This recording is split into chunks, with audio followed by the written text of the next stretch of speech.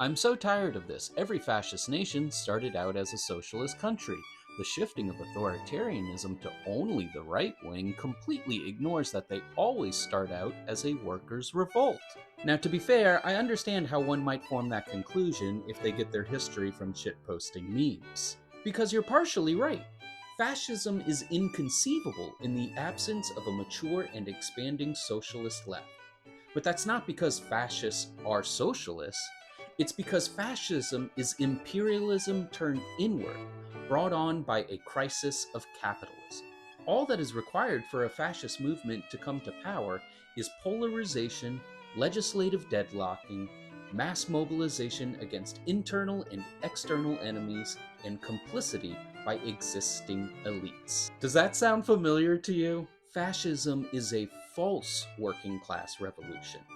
Unable to assure an ever expanding market, fascists promise to restore the middle class through more unorthodox means, militarized expansion of the market, as well as creating a privileged class and an exploited class.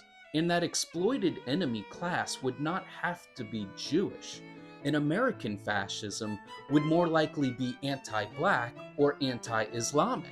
Fascists love to claim to be saviors of the working class, but the tell in their bluff is that they don't hate exploitation.